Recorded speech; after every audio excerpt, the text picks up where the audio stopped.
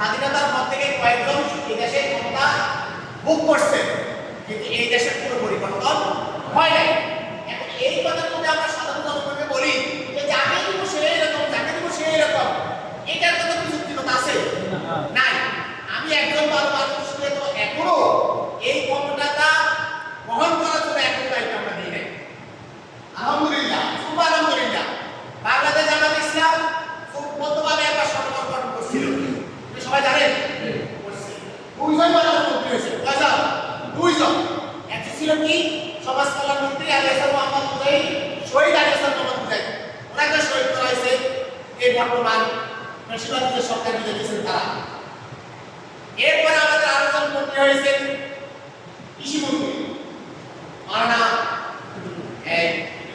মুজিবুর রহমান নবী সাহেব, তিনি শহীদ করা হয়েছে। কিন্তু এই দুজন মন্ত্রিত্ব পালন করার পরে যখন এই সরকার যখন মেয়াদ শেষ করছেন, তখন ক্ষমতা আসছিল কে? কে আসছিল? কে বলতে পারবে? সেনাবাহিনী ক্ষমতা আসছিল, যৌথ বাহিনী। যৌথ বাহিনী ক্ষমতা আসি, এই যৌথ বাহিনী এই দেশের বড় বড় রাজনীতি দ্বারা সবাইকে অ্যারেস্ট করা হয়েছে। কেন? সব করি না, দুর্নীতিগ্রস্তের কারণে। কিন্তু আল্লাহ কি লেখেন, আল্লাহ কি হুকুম, এই দুজন মন্ত্রীকে সিরুনি অভিযান করেও কোনো দুষ্কৃতি বাইরে করতে পারে নাই।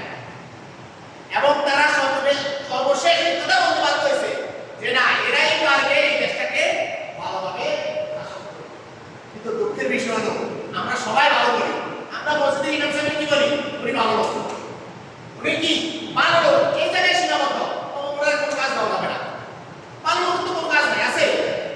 আরে ভালো লোক যদি হয় তাকে তো কাজ বেশি দিতে হবে, তাহলে তো আরো ভালো সৃষ্টি হবে। না, শুধু ইমাম সাহেবের কাজ হলো শুধু ইমামতি করা, অন্য কোনো কাজ নাই। না, ইমাম সাহেব এই সমাজটা চালাবে।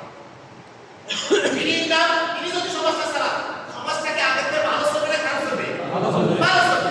কিন্তু হুজুর ইমাম যদি সমাজ চালাতে পারবে না, এই মর্মসিদ্ধা আমাদেরকে বাইরে আসতে হবে। তাই বাংলাদেশ জামাত ইসলাম এদেশে আল্লাহর আইন সত্য শাসন কায়েম করার জন্যই দাওয়াতি কাজ করতেছে। তাহলে আমি আজকে সাধারণ সভা যারা উপস্থিত হয়েছেন সবাইকে অনুরোধ করবো, আমরা এই জামাত ইসলামের পতাকা দ্বারা আমরা সবাই সম্পৃক্ত হই। এই জামাত ইসলামকে ক্ষমতা দেওয়ার জন্য যতটুকু সহযোগিতা দরকার ততটুকু আমরা করে, এরপর আমরা বলতে পারবো না আমরা আগেও যা দেখছি তাও দেখছি, এটা তখন বলা যাবে যদি এরকম বেশ কিছু না হয়।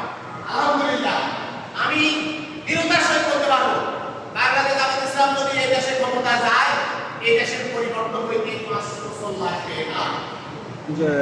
5 বছর লাগবে না। ওরা তো যুগ খাইছে, 5 বছর লাগবে না ইনশাআল্লাহ। সেটার প্রমাণ আমাদের কাছে আছে। তাই সকলকে আহ্বান জানাবো, আপনারা সকলেই আজকে যারা এখনো বাংলাদেশ জামাত ইসলাম সম্পৃক্ত হন নাই, সকলেই জামাত ইসলামের পরম গ্রহণ করবেন, জামাতের সাথে সম্পৃক্ত হবেন এবং জামাতের আলোচনার সাথে সম্পৃক্ত হবেন, জামাতের বৈঠক করবেন, জামাতের আদর্শ সম্বন্ধে জানবেন, আর এই আদর্শটা বাহিরে মিলিয়ে দিবেন। সকলের সুস্বাস্থ্য কামনা করে আমাদের তো প্রধান মেহমান আছেন, ওনাকে আমরা আমাদের অবশ্যই বড় দেওয়া দরকার। ওটার পরে আমাদের কেউ যাওয়া দরকার নাই। আমাদের প্রধান মেহমান